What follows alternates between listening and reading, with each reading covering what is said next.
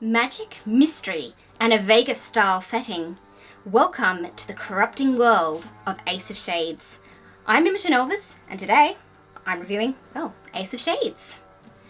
So, I actually avoided reading this book for quite a long time. I saw it recommended online, and it was one of those books that was quite popular for a long while. And because of that, I actually avoided reading it because people were recommending it so much, because I was like, it's probably overhyped, and I'm going to come into it with my expectations up here, and, it's just not going to be that good, and then I'll be disappointed. I'm really good about reading hyped books, as you can tell. But I should have jumped on the bandwagon earlier because this book is so good. So, as I said at the top of the video, it's set in sort of an old-timey Vegas-style world. It's called, the place that it's set is called the City of Sin, which, if that isn't, that just sounds so good, doesn't it? It's full of casinos, it's got street gangs, it's got lots of magic, it's sort of mysteries and cons. It's got the whole list of things that's just like, yes, this is going to catch me, this is going to draw me in. So it's dual point of view between female protagonist N and male protagonist Levi. So what I loved about N was the fact that she is such a girly girl. She's all about being presented right, and she's had all this etiquette trained into her, and she's sort of eloquent and elegant, and it's all about manners and such for her, and she still manages to be an amazing character, sort of very compelling, and she has adventures, and she's not afraid to go on adventures and deal with very hard things. And throughout the entire book, the fact that she is so feminine is never an issue, and in fact at the very end of the book, she actually makes reference to the fact that one of her greatest strengths is the fact that she is so feminine and so well-bred. And I just love the fact that you can have a female character in a book who is so strong, but is still allowed to be, female. And Levi, well, you gotta love Levi.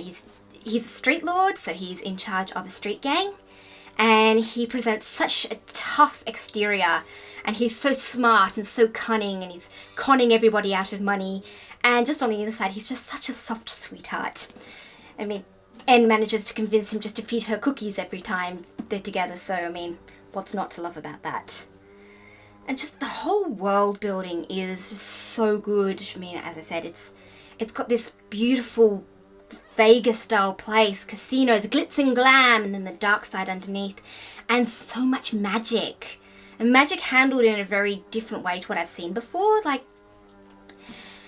Usually you get magic and people, get it randomly, or maybe it's passed down through their own particular family. But what you've got in here is just generation after generation of magic, and the magic follows your family name. So N is N Salter, and part of her magic is being a dancer, because anybody in the Salter bloodline has dance magic.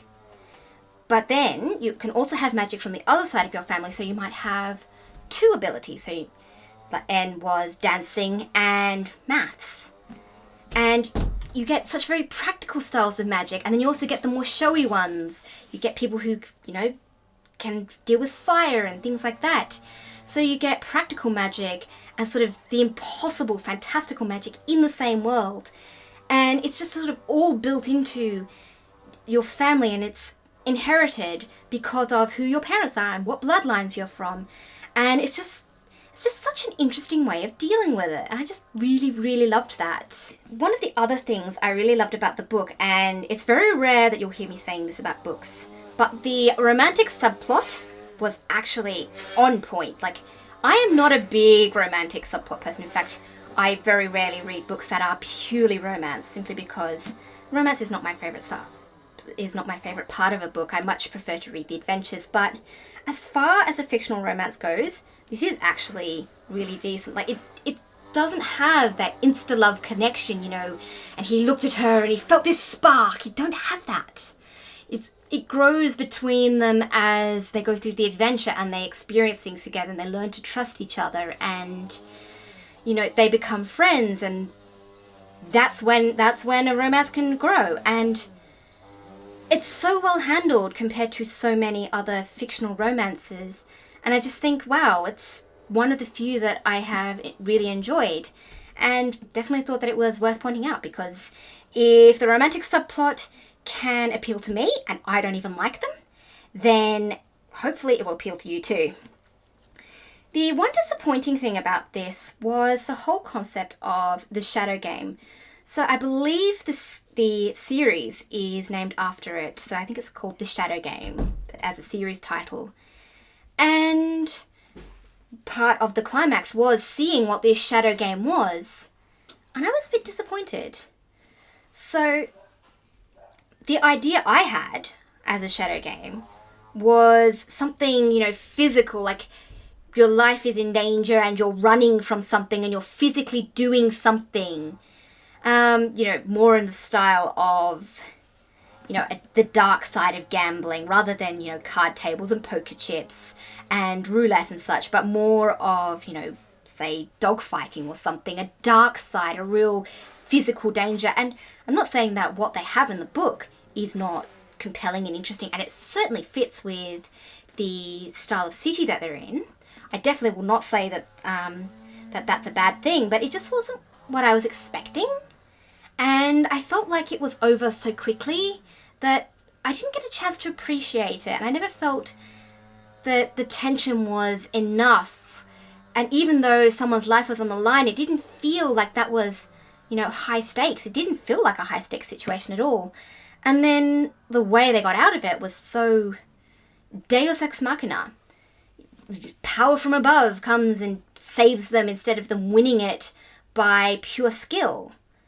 And to me, that was a bit disappointing, because I really wanted to see them have to, work their way through this by the skin of their teeth and their own cunning and bravery, not by having something else suddenly manifest and save them, if you know what I mean. So yeah, the shadow game as it stands is a very interesting concept and it suits the world perfectly. But for me, it didn't feel quite satisfying. It wasn't what I was expecting from what they had built it up to be. And I mean, even though it made sense to me once I got there, and just the whole way it was executed to me was just a little underwhelming. But I mean, that's just me. You might feel differently when you read it, or if you have read it. But overall, this was a really solid book. I really, really enjoyed this one. It's got a fantastic adventure. It's got great pacing, amazing, compelling characters. I read this one through in maybe a couple of days, so that's the sort of gripping book it is. So for me, this is probably a 4-star read. Not quite perfect. I did have a couple of issues with it that unfortunately, marred my perfect enjoyment, but it was still such a good read. And I gotta say, it was not overhyped at all. If you haven't read Ace of Shades yet, I do highly recommend it to you, because I really think that you would enjoy this. It's just so good. It's the whole world and everything's like, fantastic. So yeah, you should read this if you haven't already, which you might have done. And if you have, then let me know what you thought of it. What did you rate it as? 5-star, 4-star, less, more? And if you haven't read it, then are you going to pick it up now? And let me know also, what do you like with hyped books? If you hear something that's sort of really popular and being highly recommended by everybody, are you more likely to read it? Or more likely to stand back and just go, I'll give this a bit of time and sort of see whether it's as good as people are saying? I'd love to hear from you. But I think that's about it for me today. If you'd like to see more book reviews, then subscribe to the channel, because I have a new review out every single week, not to mention book hauls and other bookish content. So you should subscribe to see more videos.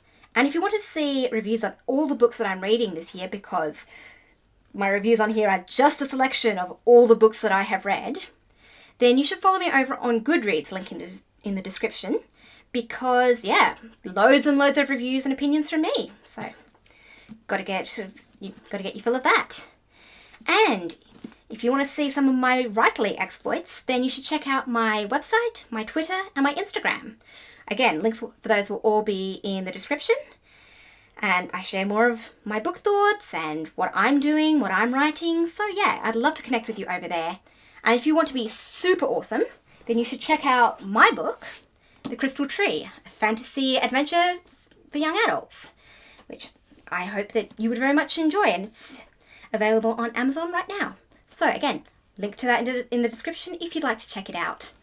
But I think that's about everything from me today. So until next time, I'll see you guys later.